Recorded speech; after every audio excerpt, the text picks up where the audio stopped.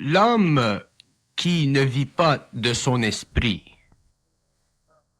peut facilement s'ennuyer dans la vie parce qu'il n'a pas suffisamment d'énergie mentale pour transformer constamment et sans arrêt les formes qui viennent à son esprit, les formes qui font partie de sa conscience. Ce n'est pas naturel à l'homme de s'ennuyer, parce que l'ennui, dans le fond, est une impuissance. Il est le résultat de l'impuissance créative de l'homme. Si l'homme vivait de son esprit, si l'homme était conscient de son esprit, si l'homme était conscient dans son esprit, il ne pourrait pas s'ennuyer parce que l'esprit est toujours présent. L'esprit est toujours prêt à œuvrer à travers l'ego. Mais l'ego est constitué de parois. Il est constitué de compartiments. Et ces compartiments qui font partie de sa conscience psychologique sont souvent tellement étroits que l'énergie créative de l'esprit ne peut y passer. D'où l'ennui. Si l'homme était conscient de son esprit, s'il avait conscience dans son esprit, il découvrirait constamment quelque chose à faire. Il découvrirait constamment qu'il y a quelque chose à faire. Il réaliserait sans cesse que l'esprit ne peut cesser son activité à travers lui. Donc, s'il y a un arrêt qui crée l'ennui, c'est que l'esprit, pour une raison ou une autre, ne peut pas être canalisé et l'homme en souffre parce que l'homme se sent incapable d'actualiser ce qu'il devrait actualiser, ce qui est déjà en lui, ce qui fait déjà partie de lui et qui remplit sa vie. L'ennui chez l'homme est une condition qui défavorise la créativité maximale dont il est capable. L'ennui est une sorte de faiblesse, une sorte de maladie, de vieillissement de son esprit, une sorte d'incapacité créative qui rend sa vie pénible, qui rend sa vie sombre, qui empêche l'homme de vivre et de se sentir en vie. Pour que l'homme se sente en vie, il doit vibrer. Pour qu'il vibre, il faut que l'esprit en lui vibre. Il faut que l'énergie de l'esprit en lui se canalise. Il faut que l'énergie en lui puisse se manifester directement et sans interposition. Mais l'homme est un être qui est constitué de parois, de miroirs. Et si l'énergie de l'esprit ne convient pas à ces parois, à ces facettes, il cesse d'être créatif en esprit, il cesse de connaître la présence en lui de son esprit, et il est obligé de retomber sur les mécanismes d'habitude qui font partie de sa psychologie, qui font partie de l'envoûtement psychologique, qui font partie de son incapacité naturelle de vivre au lieu d'exister. L'ennui est une forme de maladie dans ce sens que il représente un fossé entre une partie de l'homme qui est explosive créativement, une partie de l'homme qui n'arrête jamais créativement de se manifester, et une autre partie de lui qui est lente, qui est relâchée, qui est impotente. Il n'y a aucune raison pour l'homme de connaître l'ennui, mais il y a des millions de raisons pour l'homme de connaître et de vivre l'ennui. Et la différence entre ces deux aspects naît de la réalisation chez l'homme que l'ennui existentiel ne peut pas être éliminé simplement parce qu'il a le désir.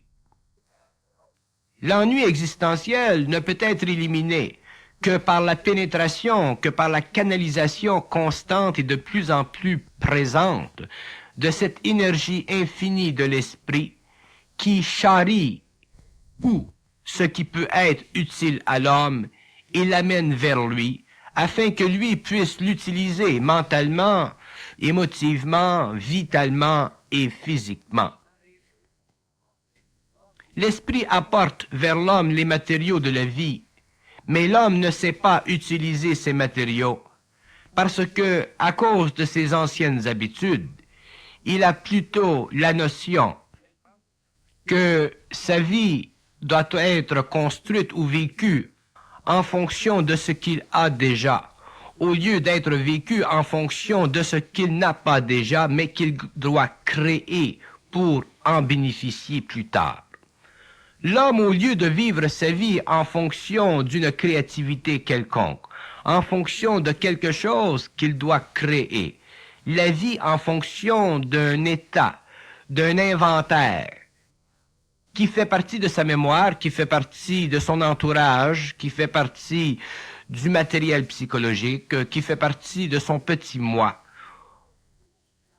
Et cette sorte de vie n'a aucune couleur, elle n'a aucune puissance, elle n'a aucune vibration. C'est une vie qui ne vaut pas la peine presque d'être vécue, à moins que les éléments de cette vie soient suffisamment harmonieux pour que l'homme, l'ego, ne se sente pas trop en désarroi ou trop démuni devant elle. L'homme ne réalise pas que la vie doit être créée, qu'il doit la créer. Il ne fait que la subir. Et subir la vie, ce n'est pas vivre. Subir la vie, c'est être existentiel. Subir la vie, c'est totalement être assujetti à des conditions qui ne naissent pas de notre créativité, mais qui naissent de ce qui a déjà par le passé été établi. Voilà pourquoi l'homme s'ennuie. Il semble que l'homme trouve difficile de déchirer la vie, de déchirer son voile, de la repousser, un peu comme nous pouvons repousser les toiles qui font le tableau d'un théâtre.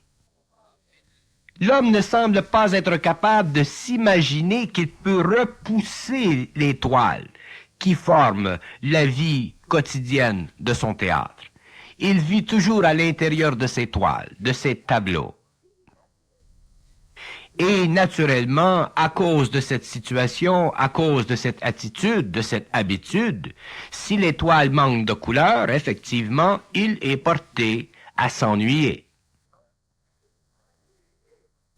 Si l'homme réalisait qu'il a réellement la possibilité de changer les toiles de son théâtre, de les agrandir, de les perfectionner, de leur ajouter de la couleur, et même à un certain niveau d'évolution, de les faire éclater complètement pour passer à un autre théâtre que nous pouvons appeler l'éther, l'homme réaliserait que la vie, c'est la façon la plus facile, la plus simple et la plus extraordinaire d'exprimer dans la matière ce que nous appelons l'énergie de l'esprit.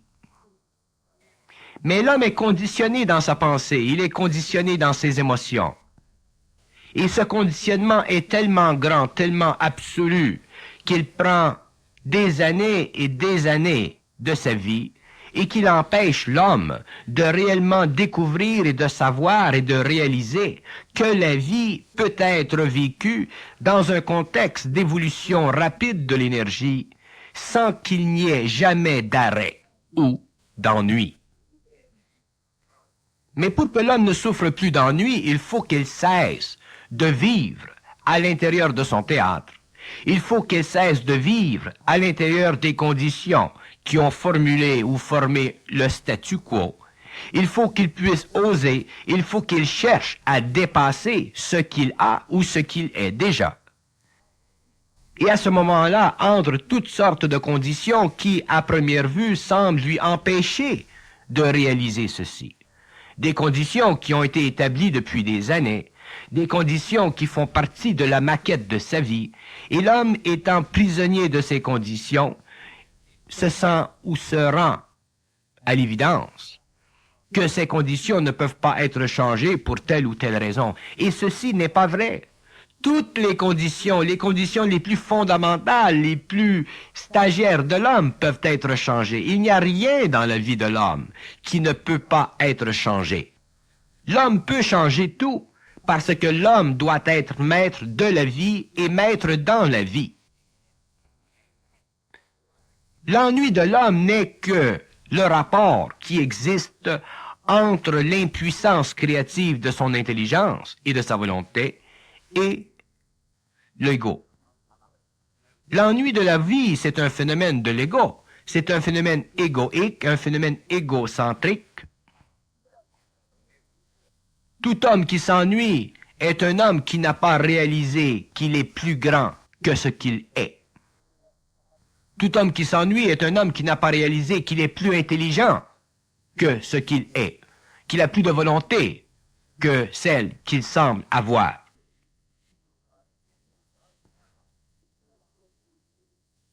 L'homme a connu des philosophies de toutes les sortes. Il a connu des systèmes, des religions, des spiritualités de toutes les formes. Et pourtant, l'homme, avec tous ces systèmes, toutes ces formes, n'a jamais été capable de réaliser que la vie est un processus créatif, intégral, concret, qui n'a rien à faire avec les formes philosophiquement absorbé par son mental inférieur. Il est inutile à l'homme qui s'ennuie de croire que son ennui relève de ses conditions de vie qui font partie de son passé, parce que ceci est une illusion. L'ennui de l'homme ne relève pas du fait qu'il est habitué à des formes ou des aspects qui relèvent de son passé et qui sont ou qui semblent être intégrés, établis, fossilisés. L'ennui de l'homme naît du fait qu'il n'est pas suffisamment intelligent dans sa volonté. L'envie de l'homme naît du fait qu'il n'est pas suffisamment intelligent dans sa volonté, donc il n'a pas la capacité d'utiliser sa volonté avec intelligence. On ne peut pas toujours blâmer le passé pour ce que nous sommes aujourd'hui. Ceci nous mène à de la psychologie, ceci nous mène à de la culpabilité, ceci nous mène à une incapacité de réaliser que le passé est une condition qui a été voulue, qui a été révolue, qui est au moins aujourd'hui révolue. Si nous prenons conscience que tout ce qui a été fait dans le passé a été fait pour des raisons qui peuvent, dans le présent, servir à transmuter une certaine énergie, certaines formes, afin d'aller plus loin dans la vie. Ce n'est pas le passé qui est le problème de l'homme, c'est l'homme qui rend le passé si important que ce dernier devient son problème. Le passé peut être totalement neutralisé dans la vie de l'homme. Il peut être totalement tué, il peut être totalement oublié. Donc l'homme peut vivre son présent d'une façon totalement créative et sans lien du tout avec son passé. Mais l'homme a beaucoup de difficultés à comprendre ceci parce que l'homme ne comprend pas la nature de la vie, il ne comprend pas la nature de l'intelligence, il ne comprend pas la nature de la volonté. Il ne comprend pas que ces deux principes font partie intégrale de la vie et que sans l'exécution dans la matière de ces deux principes, il ne peut pas se considérer comme un être, il doit se considérer plutôt comme un animal intelligent. Être veut dire se compresser totalement. Être veut dire être compressé totalement. Être veut dire absorber complètement et de plus en plus l'infinité de l'énergie et utiliser cette énergie mentalement, astralement, vitalement et physiquement. Être veut dire se remplir, être rempli de l'énergie. Mais cette énergie ne peut pas passer, ne peut pas être canalisée si l'homme est incapable de réaliser que la condition psychologique de son esprit renferme des mécanismes qui ne permettent pas que cette énergie passe. Donc, il rationalise de toutes les façons possibles et imaginables sa vie et automatiquement crée en lui des blocages qui l'empêchent de reconnaître qu'il est en vie, qu'il est. Donc, qu'il ne peut plus s'ennuyer. Que l'homme s'ennuie quand il est inconscient, c'est normal, parce que lorsque l'homme est inconscient, il y a beaucoup en lui qu'il ne peut pas voir. Mais lorsque l'homme commence à se conscientiser, il est grand temps qu'il commence petit à petit à ne plus pouvoir s'ennuyer. Il est important qu'il commence petit à petit à réaliser que l'ennui n'est que le résultat temporaire d'un réajustement qui doit être exécuté entre l'énergie et son ego. Qu'il souffre un peu d'ennui, c'est normal. Qu'il souffre de moins en moins d'ennui, c'est essentiel. Qu'il commence à réaliser qu'il s'ennuie moins aujourd'hui qu'il s'ennuyait avant, c'est déjà beaucoup. Donc l'ennui chez l'homme qui se conscientise doit être totalement vu du point de vue de l'imperfection qui existe dans ces corps subtils et de l'incapacité à l'énergie créative de passer parfaitement à travers ces corps afin de manifester dans la matière le plan de vie qui convient à cette énergie pour le bénéfice de l'homme. Il y a sur la terre des hommes qui ont tout du matériel, qui ont tout ce qu'ils auraient besoin pour bien vivre, et pourtant ils s'ennuient. Et pourquoi? Parce qu'ils n'ont pas la suffisance qu'apporte vers l'homme l'énergie de l'esprit. Ils n'ont pas cette dimension qui rend l'homme, dans sa vie présente, un peu immortel. Parce que lorsque l'homme perd la capacité de s'ennuyer, lorsque l'homme ne peut plus s'ennuyer, pour des raisons créatives, je ne parle pas pour des raisons qui naissent d'une illusion quelconque, comme les hommes qui sont très actifs ou les hommes qui font beaucoup de choses et qui couvrent leur ennui par l'action. Je parle de ces hommes qui peuvent ne pas s'ennuyer, qu'ils soient créatifs ou simplement en repos. Lorsque l'homme est conscient, s'il est en repos, il est en arrêt. S'il est en arrêt, il est en arrêt afin de se permettre de récupérer ses forces. S'il est créatif, il est en mouvement. Et s'il est en mouvement, automatiquement, les forces créatives en lui neutralisent l'ennui possible. Mais l'homme inconscient qui se meut et qui n'arrête pas de se mouvoir parce qu'il s'ennuie, mène éventuellement une vie qui, à 40, 50, 60 ans, sera une vie malade, parce que les corps ne peuvent pas toujours absorber du mouvement incessant. Les corps doivent se reposer. Le mental, l'émotionnel, le vital, le physique doivent se reposer. Et si l'homme, pour ne pas s'ennuyer, pousse et pousse la machine inférieure de son être, il est évident qu'il n'aura pas eu le temps de s'ennuyer, parce qu'il aura couvert son ennui profond par des activités qui ne coïncident pas avec l'harmonie des forces de vie en lui et les conditions de repos qui sont nécessaires pour que l'homme puisse reprendre ses forces. Donc le phénomène de l'ennui, ce n'est pas simplement un phénomène de faire quelque chose ou de ne pas faire quelque chose. Le phénomène de l'ennui, c'est un phénomène qui naît de la condition de non-créativité chez l'homme. C'est l'absence de créativité qui crée l'ennui, qui est au fond et à la base de l'ennui. Et si l'homme ne réalise pas, quand il se conscientise, que sa créativité fait partie d'une autre dimension de lui-même, et que cette dimension est très vaste, et que l'énergie qui afflue de cette dimension peut le remplir totalement, il est évident qu'il s'ennuiera parce qu'il n'aura pas réalisé que, en fait, lorsqu'il est en contact avec cette énergie infinie, il est un peu immortalisé dans l'action. C'est-à-dire qu'il immortalise son activité consciente. L'immortalisation de l'action consciente chez l'homme n'est pas simplement un phénomène philosophique, L'immortalisation de la conscience chez l'homme est un phénomène de conscience. Dans le moment, dans l'instantanéité, l'homme réalise qu'il n'y a plus de vide, qui soit un vide d'ennui.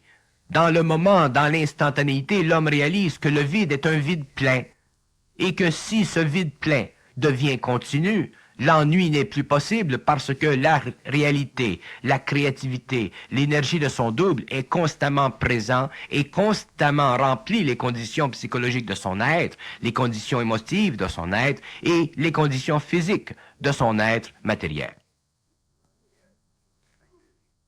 L'ennui est un phénomène ridicule. L'ennui est ridicule. L'ennui représente le ridicule dans la vie. Si l'homme est vie, si l'homme est dans la vie, s'il est rempli de vie, s'il est traversé par la vie, comment voulez-vous que l'homme puisse s'ennuyer? La vie ne s'ennuie pas, la vie n'est pas ennui, la vie n'est pas blocage, la vie n'est pas bloquée, la vie n'est pas bloquable. Une des raisons profondes pourquoi l'homme s'ennuie, c'est parce qu'il ne réalise pas qu'il doit à certains moments se reposer. Et comme il ne réalise pas qu'il doit se reposer, il ne réalise pas que le repos lui est imposé par le double. Et comme ce repos lui est imposé par le double, et que lui a l'illusion de toujours vouloir être en mouvement, il ne peut pas raccorder l'imposition du double avec la condition psychologique de son ego, de son corps de désir, qu'il veut que lui soit en mouvement. Et c'est ce qui crée dans l'homme l'ennui. Si l'homme était conscient du double, s'il était conscient de l'énergie en lui, il comprendrait que lorsqu'il n'y a pas de mouvement, que cette condition fait partie aussi de l'activité créative du double pour qu'il se repose. Mais ce n'est pas le cas. Comme il n'est pas conscient du double, il a l'impression que s'il y a absence de mouvement, cette absence n'est pas naturelle. Et pourtant, cette absence est naturelle. Elle est voulue pour qu'il se repose. Mais l'homme n'étant pas conscient du double en lui, souffre de ce repos. Donc, l'ennui, dans le fond, est un arrêt créé par le double, non compris par l'ego, d'où automatiquement l'impression chez l'homme de s'ennuyer. L'ennui est le résultat de la retenue imposée par le double contre l'ego. Alors si l'homme comprend que lorsqu'il s'ennuie, lorsqu'il y a absence de mouvement, cette condition relève du double, il peut se désengager psychologiquement de cette situation, donc il peut ne pas s'ennuyer dans l'arrêt du mouvement. Et ceci est très subtil, parce que le double doit réajuster constamment les vibrations de l'homme. Parce que si le double ne réajustait pas constamment les vibrations de l'homme, l'homme ne pourrait pas supporter sa présence, parce que le double est infiniment présent dans l'homme. L'énergie de l'esprit est infiniment présente dans l'homme. Donc, cette énergie doit être contrôlée. Et son contrôle, vécu par l'homme, lorsqu'il n'est pas compris, devient ce que nous appelons de l'ennui. Sinon, l'homme serait constamment en action, l'homme serait constamment en mouvement, l'homme serait constamment créatif. Et pour que l'homme en arrive un jour à être constamment en action, constamment créatif, il faut qu'il ait suffisamment de résistance pour absorber cette énergie terrible de l'esprit qui pénètre son mental, son astral, son vital et son physique dans les moindres aspects de ses principes inférieurs. Autrement dit, il faut que l'homme puisse vivre et soutenir la pression, cette tension énorme qui naît du contact entre l'immatériel et le matériel. Le phénomène de l'ennui chez l'homme inconscient est un phénomène psychologique. Chez l'homme conscient, le phénomène de l'ennui n'est pas un phénomène psychologique, il devient une petite souffrance. Car dans le cas de l'homme inconscient, l'ennui naît d'une incapacité. Tandis que dans le cas de l'homme qui se conscientise, l'ennui naît d'une sorte d'impuissance.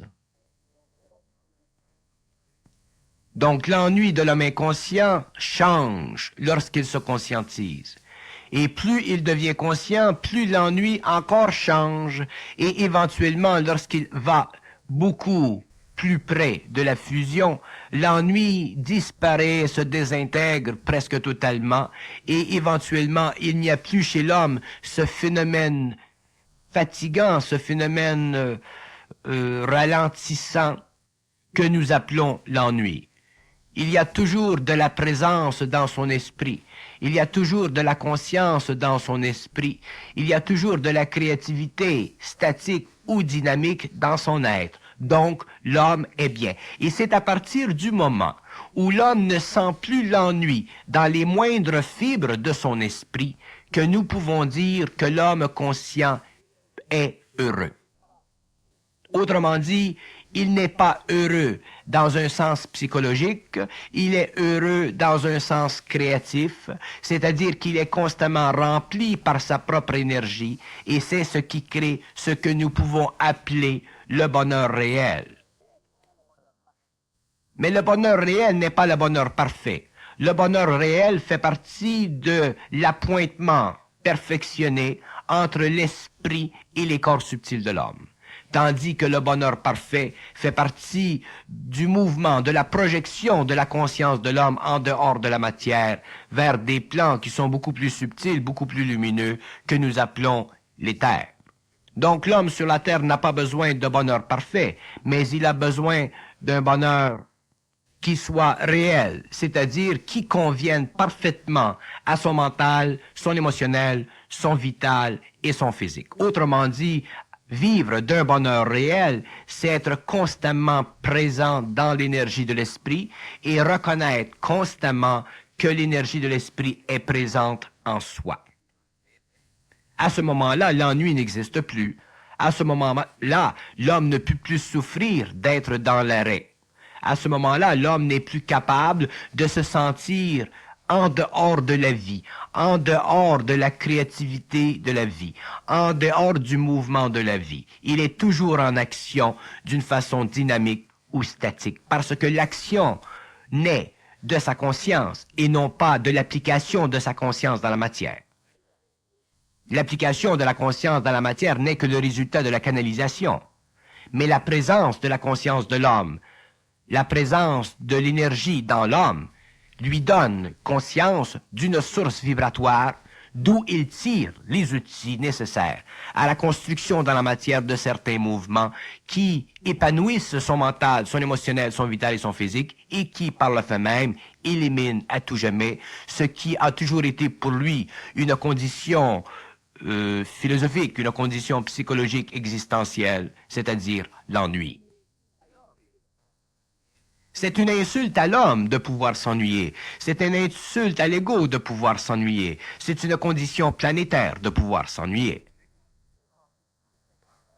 Et c'est une insulte tellement subtile, tellement grande que si l'homme savait, comprenait pourquoi il s'ennuie, il se révolterait des forces créatives en lui. Mais automatiquement, il réaliserait ou il faudrait qu'il reconnaisse que pour pouvoir ne plus s'ennuyer, il faut pouvoir absorber ses énergies sans cesse, autrement dit ne jamais les bloquer, autrement dit toujours vivre à la pointe de ses énergies.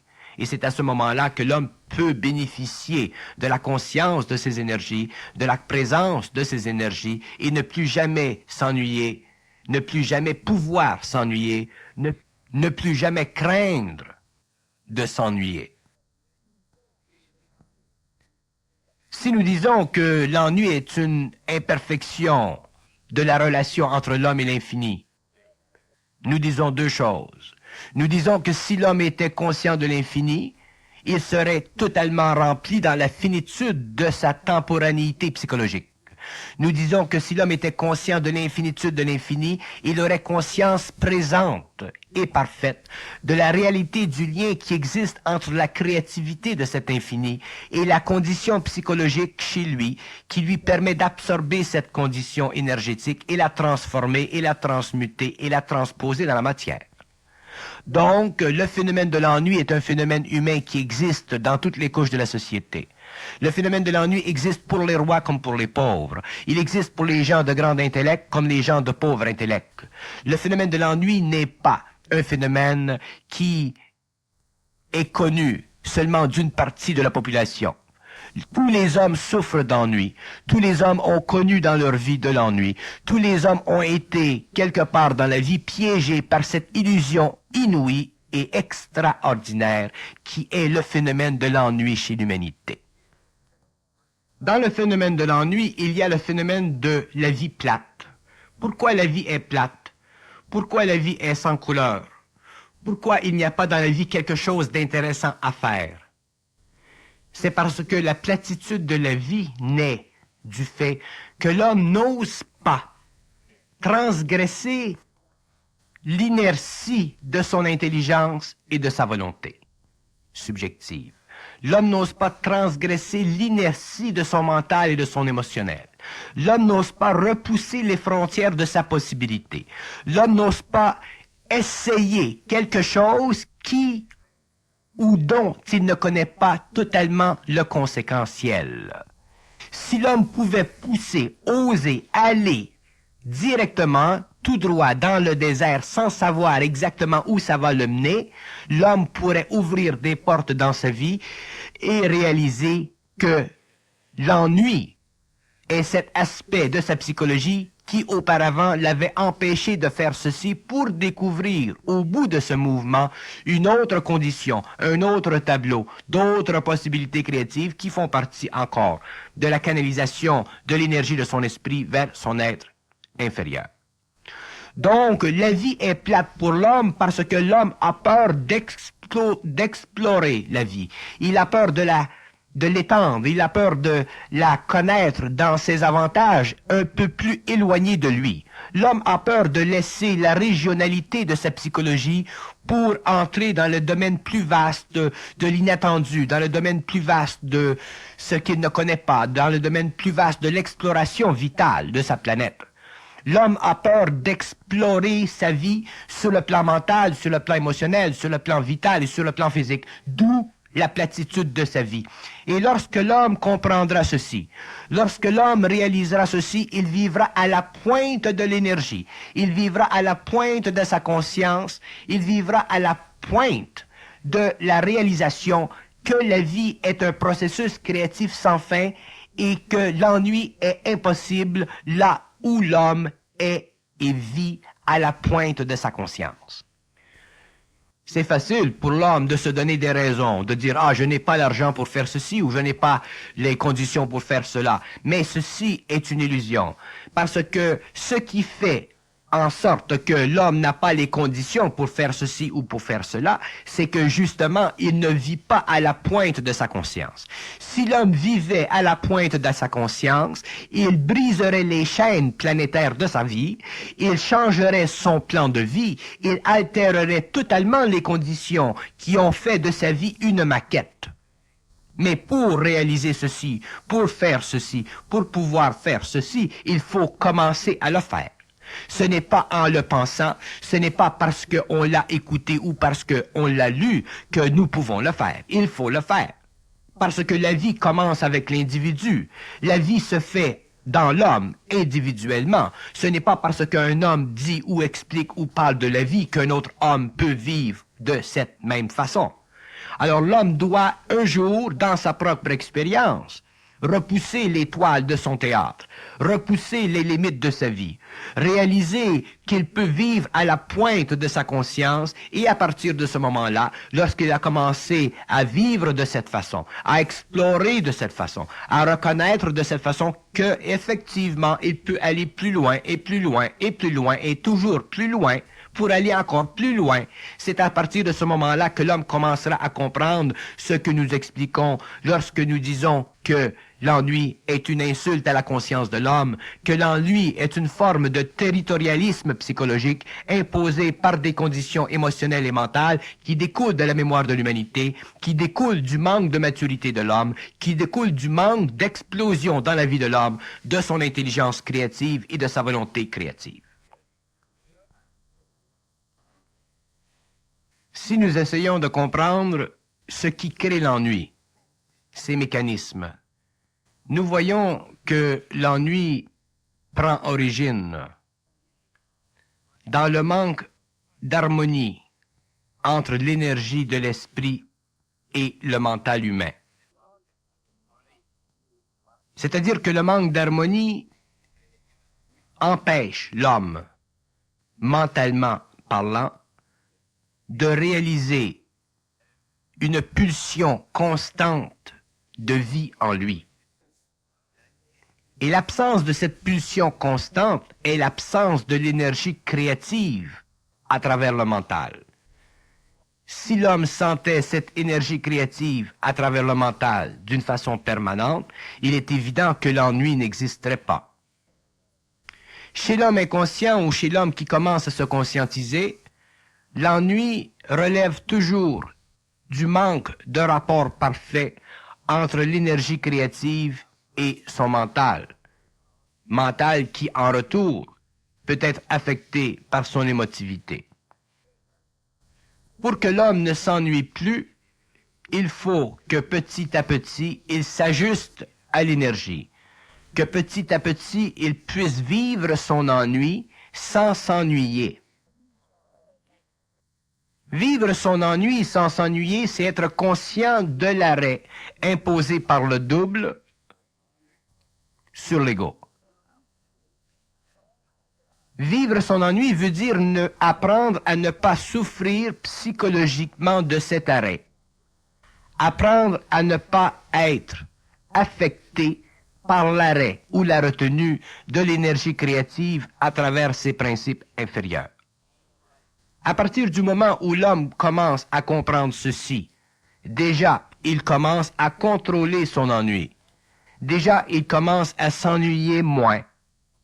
Et avec le temps, il s'ennuie de moins en moins. Et automatiquement, il devient de plus en plus créatif à partir de l'énergie. Il vit de plus en plus à la pointe de son énergie. Mais si l'homme n'apprend pas à contrôler son ennui dans ce sens, s'il n'apprend pas à vivre son ennui, à le supporter son ennui, à le voir, à le regarder, à l'observer, à le comprendre, il continuera à s'ennuyer parce que les mécanismes subjectifs de son ego feront en sorte que son ennui sera rattaché à une condition psychologique, à une sorte d'impuissance psychologique, lorsqu'en fait, il n'est rattaché qu'à une retenue d'énergie qui doit faire son chemin petit à petit afin de ne pas trop choquer les corps subtils de l'homme, afin de ne pas trop transformer trop vite les corps subtils de l'homme. Autrement dit, l'ennui est une condition presque naturelle de l'homme planétaire. Si cette condition était levée tout d'un coup chez l'homme planétaire, il absorberait, il serait forcé de canaliser une si grande quantité d'énergie que ses corps subtils ne pourraient pas la supporter et automatiquement ceci le mènerait à la folie. Donc l'ennui est une condition naturelle, mais une condition qui peut bien se comprendre, une condition qui peut petit à petit être transformée à partir du moment dans la vie où on commence à la comprendre et à ne plus en souffrir. Si l'homme réalise que l'ennui est une condition naturelle de l'état psychologique de l'homme planétaire, il verra que, effectivement, il y a en lui une force qui entre et qui se retire, qui entre et qui se retire, une force qui alterne créativement. À un certain moment, elle est créative, il y a mouvement dans la vie de l'homme. À un autre moment, elle retient, donc il y a cessation de mouvement dans la vie de l'homme. Et lorsque l'homme vit cette cessation de mouvement, et que son ego, émotivement et mentalement, lui rappelle l'ennui, il peut alors s'apercevoir qu'il est dans le phénomène de l'ennui, qu'il vit le phénomène de l'ennui et qu'il est en train de le comprendre d'une façon objective, créative, au lieu de le vivre, de le subir d'une façon psychologique, qui est une façon inférieure et attristante. Mais l'homme qui se conscientise doit comprendre que pour ne pas s'ennuyer, il faut sentir, être sensible à l'énergie qui cherche à créer à travers lui certains mouvements. Si l'homme se bloque des mouvements que l'énergie veut créer, bien que ces mouvements soient très très banals, il se bloquera automatiquement de l'énergie créative et automatiquement vivra de l'ennui. Le mouvement dans la vie de l'homme est important parce que le mouvement transporte ou aide ou permet que l'énergie soit canalisée. Et si l'homme, au niveau de son ego, à partir de lui-même, à partir de sa conscience planétaire, se refuse, pour quelque raison que ce soit, de faire certains mouvements suggérés par le double, suggérés par l'énergie, il est évident qu'il vivra l'ennui pour une très longue période de temps et automatiquement s'empêchera d'être créatif, s'empêchera de connaître et d'explorer la vie à une échelle beaucoup plus vaste et beaucoup plus gratifiante pour lui. L'homme découvrira que l'ennui est une des dernières facettes de la vie de la conscience expérimentale de l'homme. L'homme découvrira que l'ennui est une des dernières facettes de l'inconscience humaine. Il découvrira que l'ennui ne fait pas partie de la nature de l'homme, que l'ennui fait partie de la condition de l'homme. Et si l'ennui ne fait pas partie de la nature de l'homme, il ne fait partie que de sa condition, il est évident que l'homme doit passer de la condition à la nature.